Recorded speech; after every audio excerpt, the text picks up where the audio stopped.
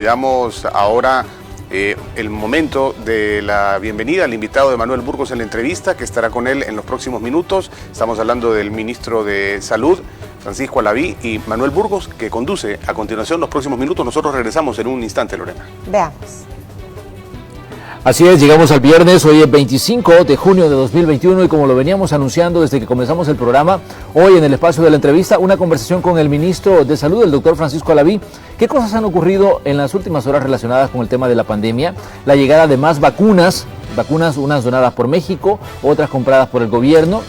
Pues esta madrugada la Secretaría de Comunicaciones de la Presidencia anunciaba que llegaba un lote de 125,000 vacunas más que vienen pues a sumarse al proceso de inmunización que está en plena marcha. Además, ya teníamos información en directo de las primeras actividades del ministro respecto a la sustitución de las camas en la red hospitalaria. Pero ponemos un poco más de contexto y luego pues comenzamos con la entrevista de hoy. El gobierno salvadoreño inició esta semana la distribución de nuevas camas hospitalarias para toda la red pública de salud en el país. Los primeros en recibirla fueron 9 recintos de la zona oriental. El pasado 21 de junio, el presidente de la República, Nayib Bukele, anunció el cambio del 100% de las camas hospitalarias sin especificar a cuánto ascendió la compra. Bukele señaló que esto se da porque no se han cambiado en los últimos 10 gobiernos, es decir, 50 años. En temas de salud también es importante mencionar que El Salvador recibió un donativo de 100.800 vacunas anti-COVID-19 de AstraZeneca de parte del gobierno de México. El embajador de México en El Salvador, Ricardo Cantú, detalló que los inmunizantes son parte de un esfuerzo binacional entre México y Argentina y la Fundación Carlos Slim para fabricar y envasar el fármaco. Esta mañana conversaremos sobre este y otros temas con el ministro de Salud, Francisco Alaví. Bienvenidos a la entrevista de Hechos AM. Así es, saludamos esta mañana de viernes al ministro de Salud. Doctor, pues un gusto recibirle y un gusto que pueda dedicarnos este espacio, o tiempo para este espacio en el que vamos a conversar sobre la pandemia y otros temas relacionados al tema de la salud en El Salvador. Buenos días. Buenos días, un placer poder estar acá. Desde tempranas horas estábamos ya iniciando con la sustitución de las camas y ahora pues con mucho gusto comunicarle a la población cuál es todo el avance que se lleva en este aspecto y en otros de salud pública. Exacto. Doctor, ¿cómo están los casos de COVID-19? Hace unos días ustedes alertaban de que había ciertos incrementos debido a la relajación de las medidas, ciudadanos que consideran que ya recibieron una de las vacunas o las dos y dicen, pues ya no tengo que preocuparme tanto, y esto pues ustedes lo estaban alertando. Además se decía de que la población joven está siendo pues parte de la gente que se está contagiando. Tal vez usted nos puede dar un panorama más claro y decirle directamente al ciudadano que nos sintoniza en esta mañana de viernes, que tal vez tiene planes para el fin de semana, sobre lo que está ocurriendo con el tema del COVID-19, porque es claro de que el virus continúa circulando entre nosotros. Sí, hemos observado cómo ha habido un incremento de casos. Ese incremento de casos ha sido por conglomerados, lo estábamos observando, pues nos salimos del rango de los 125 a los 170, llegamos a tener más de 200 casos confirmados por día. Ahora hemos observado una tendencia nuevamente que está con una disminución por poco periodo de tiempo. No sabemos si esa tendencia va a continuar o se va a estabilizar, pero lo importante es mencionar que para que no continúe este incremento de casos es muy importante el cumplir las medidas de bioseguridad. Se ha observado evidentemente que el grupo etario que tiene mayor cantidad de casos positivos sigue siendo el mismo, y ese grupo etario específicamente es entre los 20 y los 59 años. Y esto es muy importante porque debemos comprender que en la medida se va ampliando la estrategia de inmunidad que ha sido prioritaria a los adultos mayores y que de alguna manera nos protege contra la transmisión, no en el 100%, ¿verdad? Claro. Porque eso es importante, la transmisión no se puede prevenir en el 100%, la mortalidad sí. Entonces esto nos permite pues cada vez identificar que la población que va a seguir saliendo con un resultado positivo al COVID es aquella que es, primero, dinámicamente más activa, que es las personas que están en el día a día, en el trabajo, que son los grupos etarios jóvenes. Segundo, los que no están vacunados, por supuesto, que sigue siendo este grupo etario joven.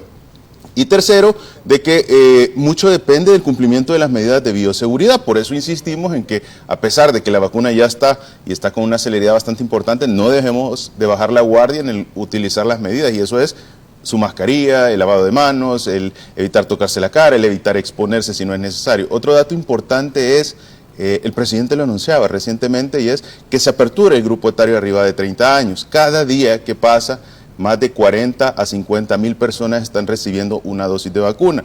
Y eso evidentemente va a ir disminuyendo la cantidad de casos positivos, pero sobre todo disminuye las complicaciones graves. ¿Por qué?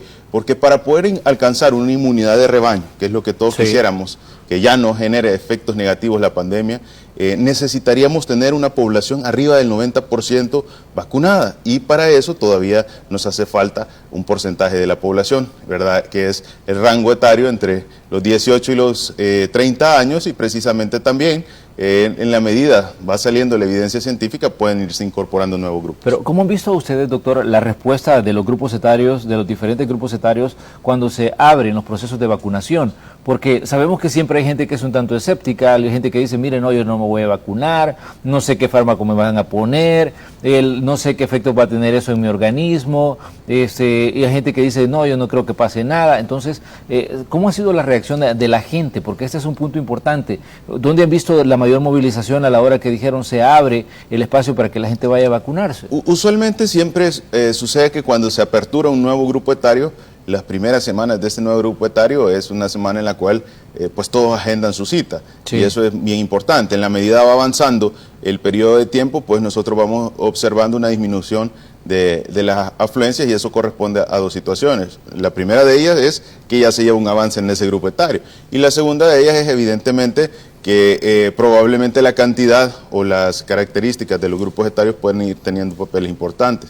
¿Y a qué queremos llegar con esto? Por eso nunca se deja cerrado un grupo etario. A pesar que nosotros aperturamos el siguiente grupo etario, todos los demás continúan activos. Hay personas que por alguna razón no han recibido la vacuna. Unas son porque no tienen indicación, otras porque no se encontraban en el país, pero también tenemos que tener en cuenta que hay un grupo que ha decidido tomarse o aplicarse la vacuna de manera voluntaria, y que probablemente en un inicio tal vez no se querían poner la vacuna, y en este momento ya con toda la evidencia, ya, al ver que bastante de las personas cercanas ya se han vacunado, deciden vacunarse. Entonces, esa es la variedad que existe en el tema de la vacunación, y que tengamos una estrategia integral que nos permita seguir avanzando. Ahora, el avance que tiene el país es muy impresionante con el tema de la vacunación, pero tenemos que tener algo claro. Aunque tengamos un avance impresionante, la pandemia de COVID-19 no es una enfermedad fácil, no es una enfermedad sencilla. Requiere un importante avance o alcanzar un 90% para generar una inmunidad colectiva y disminuir esa transmisión, y por supuesto también disminuir los efectos negativos. Ojo con esto, existen siempre complicaciones por neumonías, y eso lo hemos tenido toda la vida, por influenza, por otros tipos de neumonía, que llegan a alcanzar hasta el 7.5% de la mortalidad. Eso quiere decir que usted debe de cuidarse independientemente, aunque toda la población esté vacunada, siempre van a haber grupos vulnerables, o aquellos grupos que son adultos mayores que en el desarrollo del año, si tienen un problema pulmonar, deben asistir oportunamente a consultar para disminuir las complicaciones que se observan a causa de una neumonía y un problema pulmonar. Doctor, pero ¿cómo está la ocupación hospitalaria en este momento? Porque esta es una de las situaciones importantes. ¿Qué tanta gente requiere, por ejemplo, que se le conecte a un respirador? ¿Qué tanta gente tiene complicaciones y que amerita que se le ingrese en un centro asistencial por los efectos que pueda tener en determinado momento la COVID-19? Sí, es una pregunta muy importante. Hay espacio en el sistema de salud pública. El Hospital El Salvador está rondando una cantidad aproximada de 400 pacientes. Definitivamente esa variación puede estar pues entre 300, 500, antes observamos un poco menor cantidad, evidentemente estamos observando que se mantiene dentro del rango que veníamos visualizando, solo que se mantiene con una cantidad de 400 pacientes ingresados. Es un dato muy importante el conocer que no debemos confiarnos. Aún una persona que desarrolla el COVID, si consulta oportunamente, el pronóstico de esta enfermedad puede ser totalmente diferente. El problema es que observamos que a veces alguien desarrolla un problema respiratorio y no consulta hasta 15 días después de haber iniciado el procedimiento respiratorio. Entonces, evidentemente, hasta que ya no tiene la posibilidad de respirar, considera que la situación respiratoria que tiene es delicada. Entonces, eso nos deja un margen muy corto. Por eso siempre le pedimos a la población, no baje la guardia, ni en el cumplimiento de las medidas, pero tampoco baje la guardia en consultar oportunamente a un centro hospitalario. ¿Tenemos capacidad hospitalaria? Sí tenemos capacidad hospitalaria. El Hospital El Salvador tiene más de 1.000 camas para poder atender a la población. Esto se activa dependiendo de la capacidad o de la necesidad que se tenga en su momento. Ahorita estamos rondando los 400 pacientes. Seguimos con la estrategia de centralizar todo al Hospital El Salvador. Bueno, el Hospital El Salvador probablemente es el único centro en el país que cuenta con todos los medicamentos para tratar las situaciones severas de COVID. Hemos observado cómo incluso en ciertos sectores privados no se cuentan con los medicamentos que son pues extremadamente costosos y que de alguna manera pues el sistema de salud sí los tiene y está dando la atención.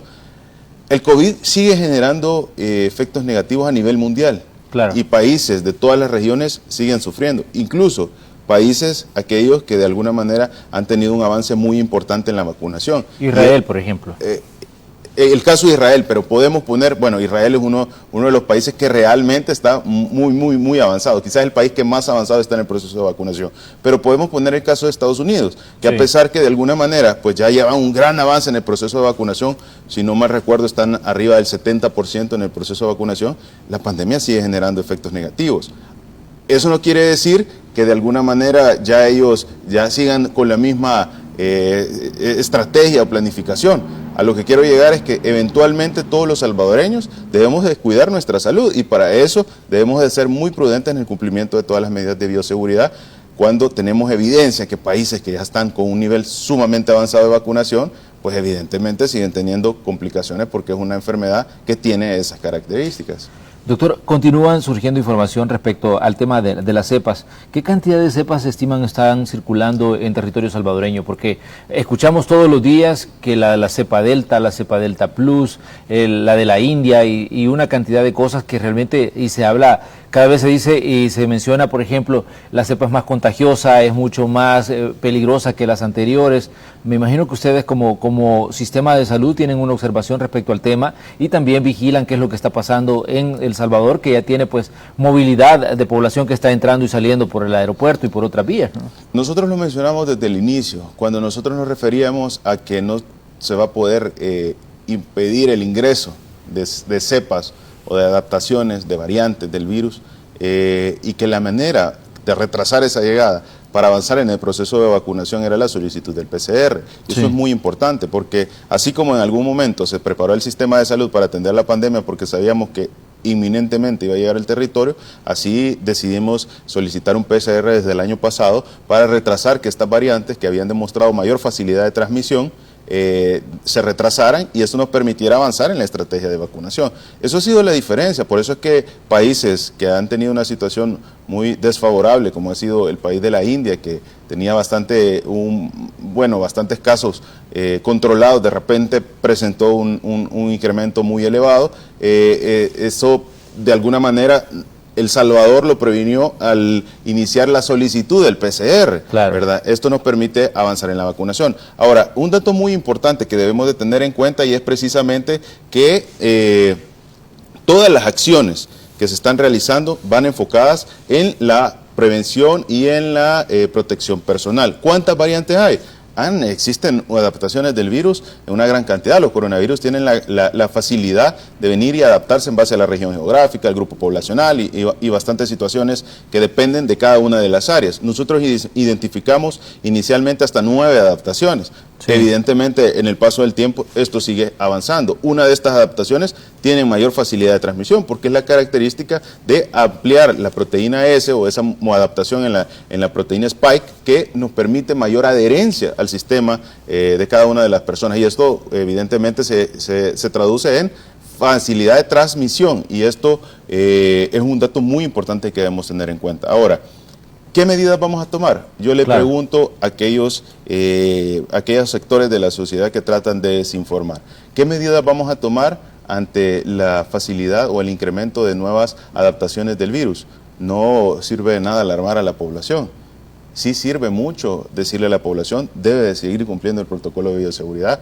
No existe un tratamiento más adecuado del que ya se está implementando en El Salvador. Entonces, yo quisiera, de alguna manera, que aquellos sectores que se encargan de poner mucha desinformación, de alarmar a la población, nos ayuden a impulsar esas campañas de prevención, nos ayuden a impulsar ese fortalecimiento de los protocolos de bioseguridad para que realmente el objetivo, que es cuidar a la población, se cumpla y no solo el objetivo de tal vez tener un poco de participación generando desinformación. Doctor, en este momento está habilitado para que las personas que de 30 años en adelante se vacunen, pero en otras partes del mundo sabemos que ya se está vacunando incluso a menores, gente de 16 años en adelante, e incluso aquí habían sectores, infectólogos, epidemiólogos, diciendo que se debería también considerar la vacunación de menores. ¿Ustedes en algún momento lo han considerado, doctor? Sí, es bien importante que se debería considerar. Yo creo que todavía existe evidencia científica que está en estudio. Hay varios países que han decidido acelerar hasta los 15 años, ¿verdad? Pero quisiera yo, de alguna manera, que deberíamos, en vez de generar una opinión, decir, sí, hay que vacunarlo, ¿verdad? Con este respaldo científico, con esta evidencia, con este nivel y con este grado de recomendación. Evidentemente, los países están dando sus aportaciones y esto continúa. Pero, ¿qué es lo que El Salvador tiene todavía de ventaja? Bueno, El Salvador está en un proceso que va escalonado, en un proceso que de alguna manera ha venido ordenado para, por orden de prioridades de aquellas personas que se complican, ir vacunando. Entonces, ahorita nos encontramos en 30 años. Si vamos a vacunar menores o no, eso todavía la evidencia científica lo está estudiando y nosotros todavía tenemos un margen de tiempo en esperar la evidencia más actualizada para poder tomar una decisión. ¿Por qué? Porque todavía estamos en el grupo etario de 30 años, que tiene mayor riesgo de tener una complicación a una persona de un grupo etario menor. Eso nos permite que en base a ese nivel de prioridades que vamos vacunando, esperemos la evidencia científica más actualizada para tomar una decisión. Evidentemente hay sectores o países o regiones que tienen poblaciones de menores con bastantes complicaciones relacionadas a problemas metabólicos, a problemas endocrinos, que puedan ser una de las razones del por qué adelantaron en su análisis propio, adelantaron el proceso de vacunación. Entonces creo que es muy importante el que tengamos todavía la tranquilidad de que en este marco de que seguimos vacunando el grupo etario de 30, vamos a esperar la evidencia científica más actualizada para tomar una decisión con el grupo etario de personas abajo de los 18 años. Doctor, cuando hablamos de los efectos en la salud de las personas de la COVID-19, personas que logran superar la enfermedad, han salido una cantidad de estudios muy interesantes donde se habla de que tiene efectos, digamos, en la salud mental de las personas. ¿Se ha detectado este tipo de efectos aquí en El Salvador respecto, digamos, a personas que ya superaron la enfermedad y que en determinado momento están sufriendo de depresión, de problemas, digamos, relacionados que tienen que ver directamente con la salud mental? Porque uno de los últimos estudios decía eso, que se ha detectado que mucha gente que supera la COVID-19 tiene efectos graves en su salud mental. No, esto es algo que se está experimentando a nivel internacional.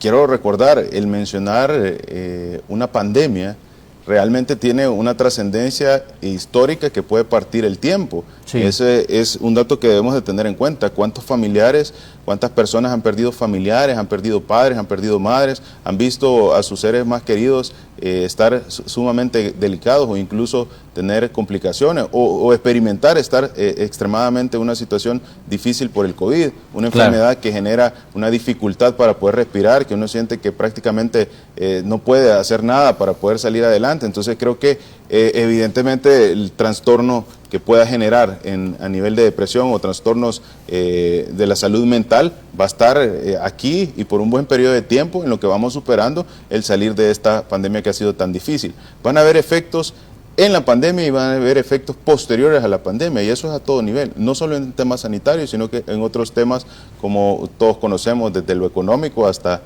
temas muy importantes como lo social. Entonces creo que es algo que debe comprenderse cuando se hace el análisis de lo que representa una pandemia. No solo se trata de que es una enfermedad y que ya pasó, se trata de que es una enfermedad que ha parado el mundo, una enfermedad que ha generado millones de muertes en el mundo, y esto debe manejarse, como siempre decimos, con toda la seriedad y con la información orientada a salir adelante y no orientada a tratar de confundir o a generar más polémica del que debería de ser en este momento tan difícil de la humanidad. Doctor, el tema de las vacunas, ¿cuántas vacunas tiene a disposición El Salvador en este momento? Porque escuchábamos ayer que había llegado un donativo que hacía México, en este caso, que eran vacunas de AstraZeneca.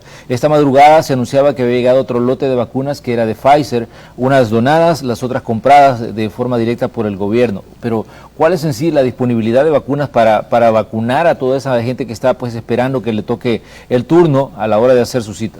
Amanecemos con buenas noticias. Bueno, desde ayer, toda esta semana hemos estado con buenas noticias, y es el hecho de que este día llega el lote número 15, es la compra directa de las vacunas de Pfizer, con lo cual estamos teniendo 125,000 nuevas dosis. Son un poco más de 125,000 nuevas dosis de vacuna de Pfizer, más las 100,800 que llegaron el día de ayer de AstraZeneca de donativo. Esto nos permite seguir avanzando con el proceso de vacunación. ¿Cuánto tenemos a la fecha? Estamos ya cerca de alcanzar los 4 millones de dosis y digo, poquito a poquito hemos ido avanzando. Llevamos 3.7, un poco más de 3.700.000 vacunas en el territorio y siguen llegando vacunas y biológicos al país, lo cual nos permite seguir teniendo las condiciones o las herramientas necesarias para el proceso de vacunación.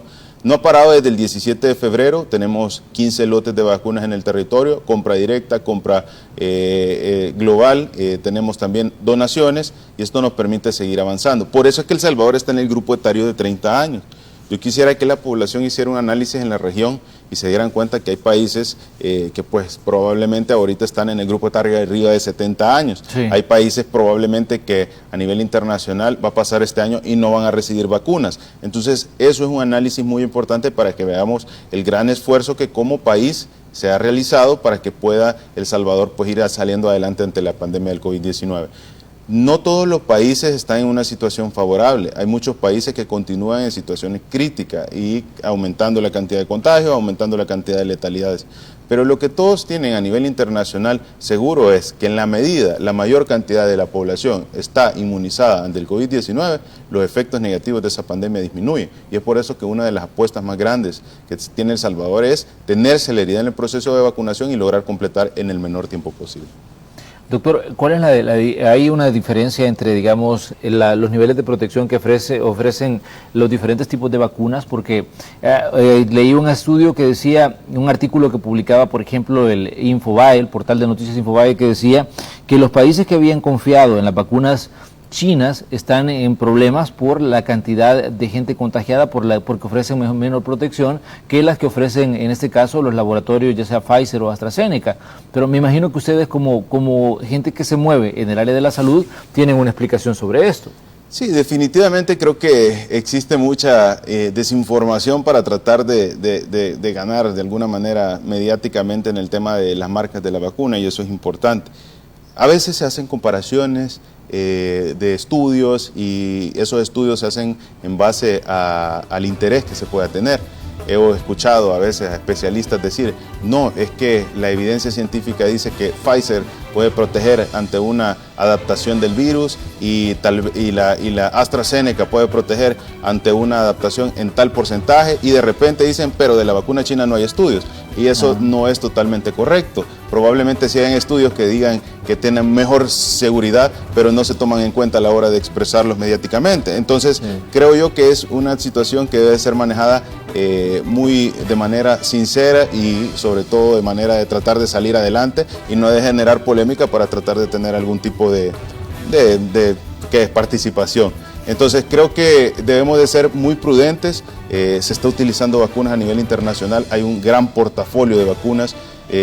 Platicaba yo ayer, por cierto, con uno de los delegados de México y me comentaba que pues, ellos tienen una de las mayores cantidades de portafolios de vacunas, y es bien interesante todas las diferentes marcas que tienen, y han identificado que definitivamente la vacuna está teniendo resultados muy favorables. Ahora, ¿de qué depende que una persona pueda tener una complicación y que se relacione a una vacuna o no? De que esta persona tal vez ha recibido una dosis de vacuna y deja de cumplir las medidas de protección. Y entonces si ya viene y tiene un contagio y una complicación, no, es que no tiene efectividad. Sí, pero no estaba ni completo el esquema de vacunación, ni se tomaron las medidas de protección. Otro dato importante es que debemos tener en cuenta es siempre debemos de seguir utilizando las medidas de protección, porque aunque usted reciba la vacuna de una de las marcas más reconocidas que tiene una efectividad según estudios de tanto por ciento, eso no quiere decir que a usted no le pueda dar una situación del COVID y que de alguna manera usted no pueda llegar a transmitir a otra persona. Las vacunas están diseñadas para protegerlo en las formas graves de la enfermedad y evitar la mortalidad, y precisamente ese es el objetivo de tener celeridad. Ahora, ok, está bien, la vacuna de una marca no nos parece porque el estudio no ha demostrado ser eficiente. Vaya, solo necesitamos poner tal vacuna. Sí, pero la vacuna a nivel internacional no llega a los mercados. Entonces, bueno, esperemos que toda la población no tenga la vacuna para que venga la vacuna de la marca que tal persona está recomendando. Entonces, ¿qué pasa con ese grupo poblacional? El incremento de letalidades va a tener un auge muy importante y esto sería una decisión incorrecta, errónea y evidentemente que demuestra desconocimiento. Entonces, debemos de hacer un análisis muy profundo y a eso es lo que voy. Al final, ¿cuál es el objetivo? ¿Generar polémica y desinformación o contribuir a salir adelante de la pandemia? Muy bien, vamos a hacer un espacio para comerciales y luego regresamos con más preguntas para el doctor Francisco Alaví, preguntas sobre el tema de la pandemia. Ya vamos a hablar sobre el tema de las camas también que se están sustituyendo en la red hospitalaria, porque ese es otro de los temas que ha acaparado mucho espacio en estos últimos días, además de otros temas que tenemos para tratar en esta mañana en la entrevista. Volvemos enseguida.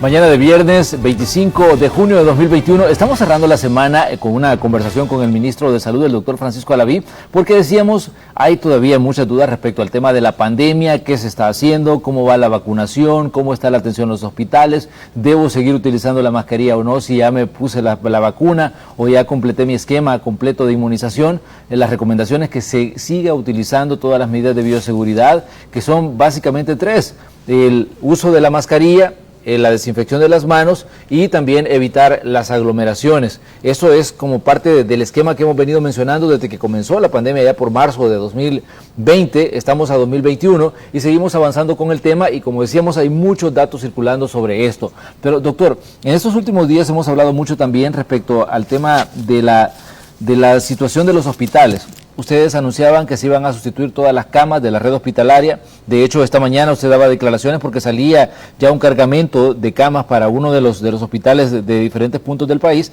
Y bueno, me imagino que usted ya tiene un esquema de cómo va avanzando este proceso y por qué es importante que haya camas nuevas o en buenas condiciones para atender a los pacientes. Sí, primero, para actualizar el día de ahora, creo que la población va a haber cumplido una deuda histórica en el sistema de salud y en un hospital tan importante, y es el Hospital Rosales. Esto es algo literalmente histórico. el poder decir esta sustitución de camas por camas hospitalarias nuevas, camas hospitalarias que van a tener las condiciones para poder atraer, nunca se había visto. Estamos hablando de la llegada de más de 650 camas, son aproximados de 670 las camas que van a llegar este día al Hospital Rosales para poder dar en uno de los centros de atención donde mayor concentración de pacientes y por supuesto pacientes tan delicados va a brindar un impacto directo. Más de 100 camiones para movilizar esto. A veces pensamos que una cama hospitalaria pues prácticamente es pequeña y se pasan y se pueden ir una encima de otra. No, es un despliegue de logística muy importante en el cual pues gracias al esfuerzo y a la colaboración de todos los que participan en esta estrategia liderada por el presidente Bukele, el ministro de Gobernación, el ministro de Obras Públicas y por supuesto, lo más importante, cada uno de los que conforman ese ministerio, que son los que nos están dando ese apoyo, ahora se logran llegar estas camas a todo el territorio. 2 fases, la primera de ellas es el 50%, eso quiere decir la mitad de las camas hospitalarias y el otro 50% es en 120 días aproximadamente. Esto se ha hecho en 4 días y esa es la meta que nos hemos propuesto, hacer llegar el primer 50% o completar esa primera fase en 4 días, miércoles, jueves, viernes y sábado, que hemos venido cada uno de ellos el 25% de las camas hospitalarias en la zona del oriente, de la región paracentral y central, de la zona metropolitana y del occidente del territorio.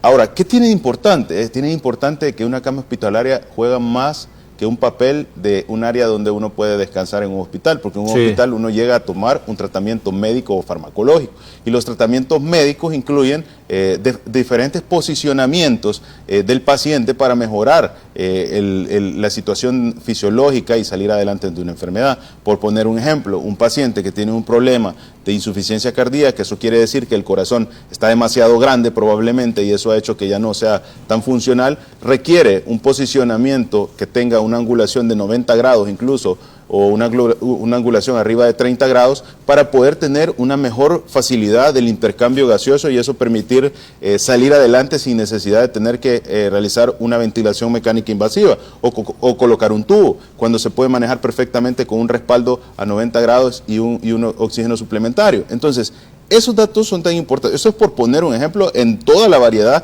de posiciones que tiene para el tratamiento médico, más en los pacientes que tienen alta especialidad o que tienen algún problema muy importante de salud. Ahora, ¿cuál era la situación que se tenía? Se tenían camas hospitalarias que prácticamente tenían 2 posiciones. El elevar la cama y el ponerle respaldo. Y esas posiciones no funcionaban porque eran camas que incluso tenían más de 20 años. Unas hasta podían tener quizás más de 50 años. Cuando ustedes pueden ver las imágenes, hay equipo médico, hay mobiliario que están desde las inauguraciones de los hospitales en la red pública de hospitales. Y es bien increíble el darse cuenta que el paciente que tiene un contacto o con lo que tiene mayor contacto directo en su ingreso hospitalario, evidentemente la cama, está en condiciones deterioradas o en condiciones que ni siquiera eran dignas. Ahora, el poder contar con la facilidad de posicionar una cama cómoda, una cama que va a disminuir incluso ciertas situaciones que se relacionan al permanecer mucho tiempo en una área, en una cama,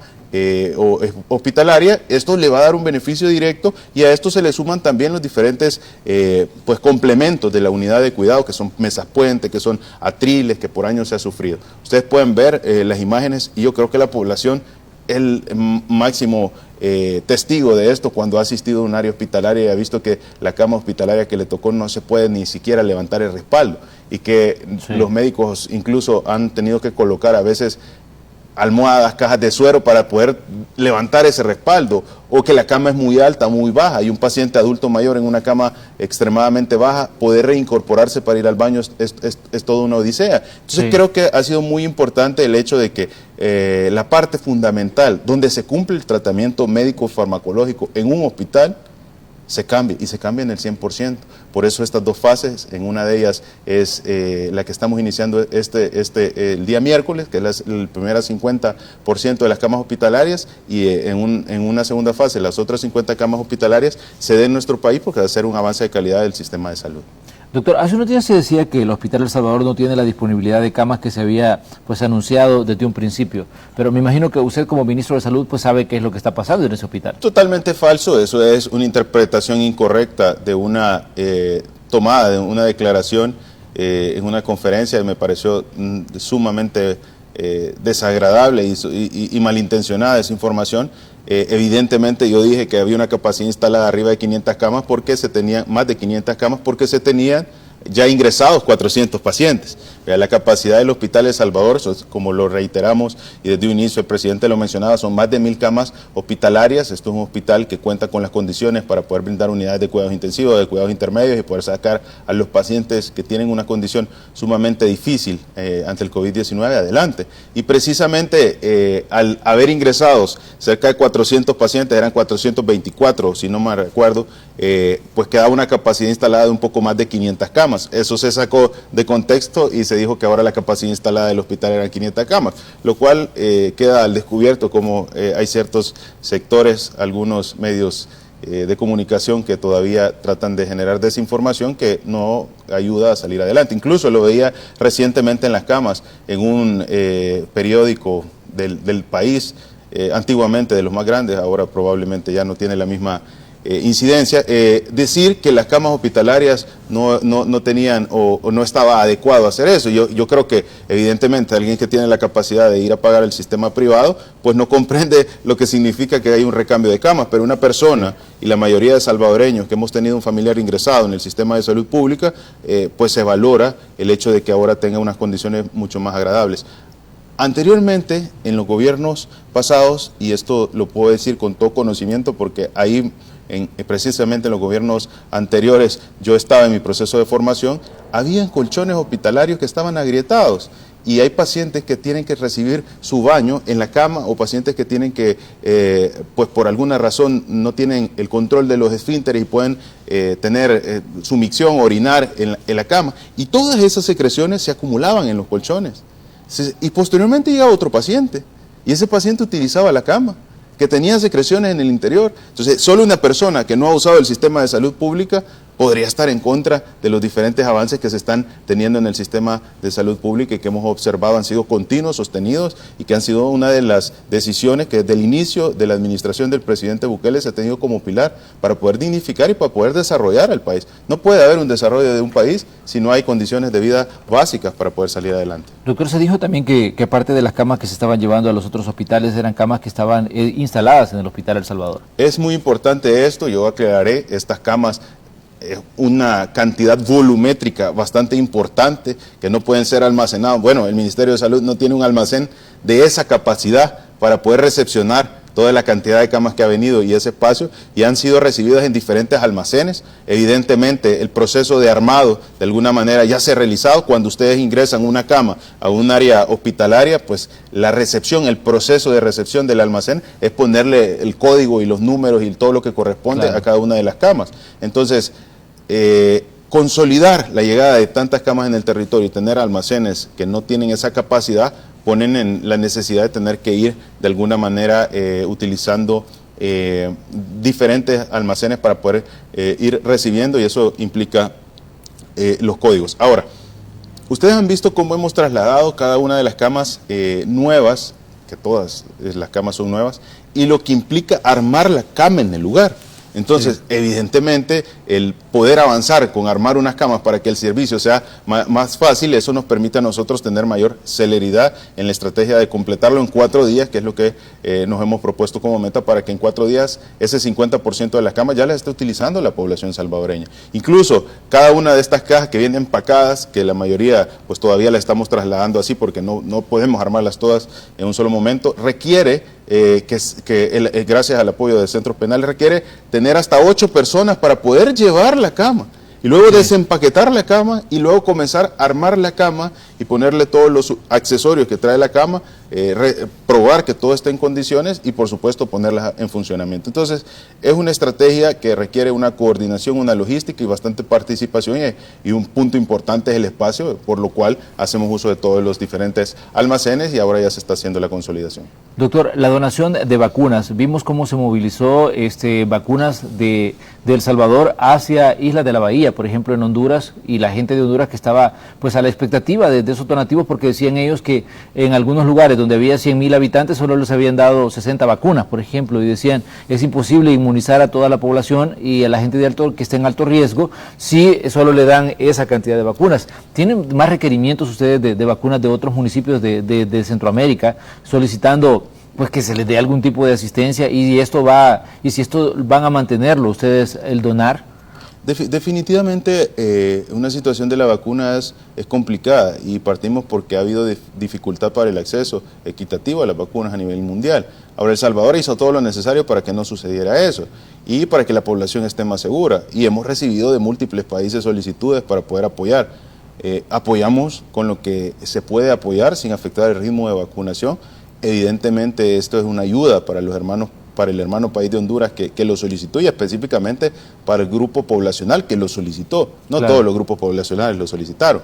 Entonces, sí. En ese sentido, estamos aportando un granito de arena para poder proteger a ese grupo de riesgo, a esa población. Quiero aclarar, una de las estrategias de acceso equitativo que existe es el programa de COVAX, que todos escuchamos. Claro. Y quiero mencionar algo. En el programa de COVAX, desde un inicio, estaba claro, establecido, que cada país iba a recibir el 20% de vacunas de su población. Eso quiere decir que si tenemos una cantidad de personas, solo iban a llegar el 20% de vacunas para ese total de población. Entonces, de entrada sabemos que no reciben al 100% las vacunas porque deben distribuirse a todo el mundo y de esta manera disminuir los efectos negativos de la pandemia.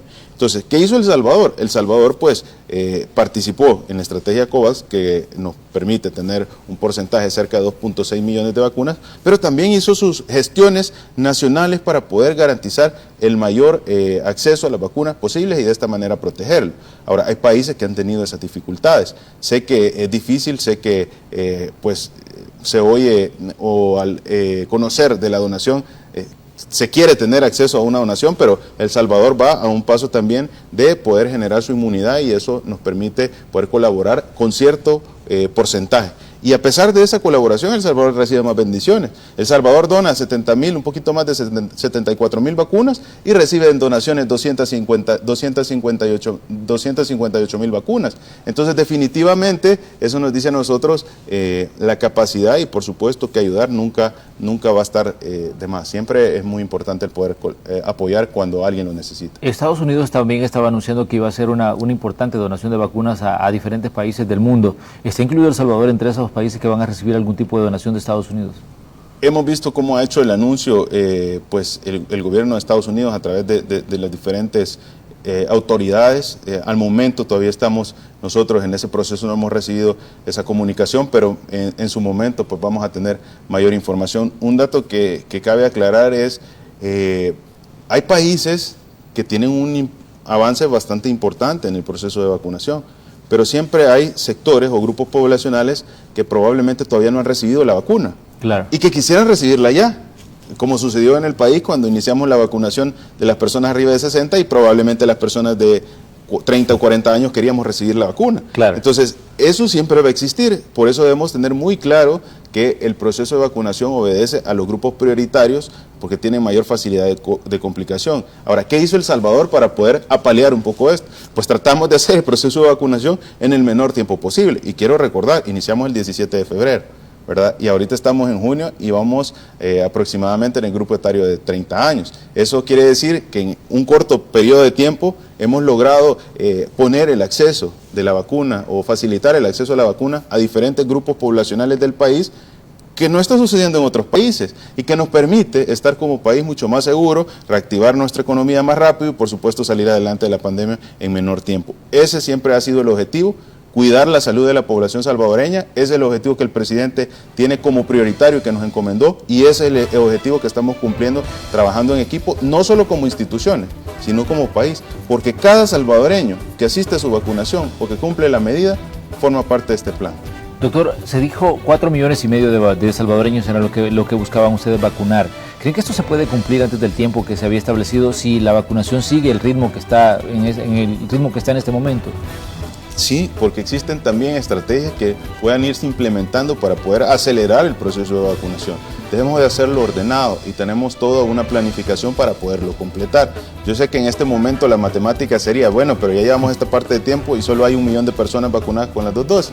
pero debemos de comprender que también existen grupos poblacionales que no han recibido la vacuna porque no han querido recibir la vacuna. Existen grupos poblacionales que están en proceso de vacunación, existen grupos poblacionales que se van a ir sumando al ver que esta estrategia está teniendo muy buenos resultados, y lo importante es tener la capacidad para poderlo cumplir, el biológico para poderlo cumplir, y las estrategias que han venido siendo agregadas constantemente para que este proceso de vacunación tenga esa facilidad. Doctor, antes de cerrar, también me gustaría que me dijera cómo está la situación del dengue. Estamos en plena temporada de lluvias, sabemos que esto dispara pues los criaderos de zancudos. Ya hay una campaña de parte del Ministerio de Salud pidiéndole a la población que destruya los criaderos, eliminando la acumulación de agua, pero sabemos que siempre hay casos que se presentan de este tipo de enfermedades también. Muy importante, actualmente las arbovirosis continúan con una tendencia a la disminución en comparativo con el año anterior, incluso más del 50%. Al momento no tenemos letalidades por dengue, y eso es un dato muy importante, y seguimos avanzando con el tema de la campaña para el control contra el dengue, y eso implica dos fases: la fase que era primero de entrega de abate y verificación de criaderos y todo lo que se realiza, destrucción de criaderos, y también una segunda fase con la fumigación térmica pesada. Hemos logrado disminuir progresivamente con todas estas estrategias los índices larvarios, y esto precisamente nos va a posicionar. Al momento llevamos un comparativo muy favorable con relación al año pasado, y esperamos que esto continúe para poder tener los menores efectos adversos ante esta enfermedad. Gracias a Dios, y reitero, hemos tenido una disminución del 50%, más del 50% de las afectaciones por arbovirosis en el territorio. No llevamos ninguna muerte por dengue, y esto pues va a ser algo que se viene a sumar al buen esfuerzo y el trabajo que se ha realizado en el marco de este año en el sector de salud. Muy bien, doctor, le queremos agradecer que nos haya visitado. Sabemos que pues son días un tanto complicados para ustedes, pero le agradecemos que nos ceda parte de su tiempo para conversar sobre los temas que generan dudas en determinado momento, y qué bueno que escuchen los ciudadanos pues directamente de quien maneja el sistema de salud pues datos y aclaraciones respecto a lo que está pasando con el tema de la pandemia y con otras situaciones que tienen que ver siempre al área que ustedes manejan. Gracias, doctor, por estar aquí. Un placer poder estar acá, y no nos vamos a cansar de decirlo en esta pandemia. Hay que seguir usando su mascarilla, lávese las manos con agua y con jabón, evite exponerse si no es necesario, y por supuesto si le toca vacunarse, asista. La mejor vacuna es la que usted lleva en el brazo. Una vacuna de cualquiera de las marcas o de cualquiera de las existentes en el territorio va a prevenir que usted tenga una mortalidad. Y si le toca vacunarse, vacúnese, porque eso es lo más seguro. Vamos nosotros con este mensaje del doctor, nos vamos a una pausa comercial, y cuando regresemos continuamos con más de Noticiero Hechos. Vamos a seguir recibiendo reportes de los equipos que están ya listos para contarnos cómo está el tráfico y también temas que usted pues debe conocer al cierre de la semana. Volvemos enseguida.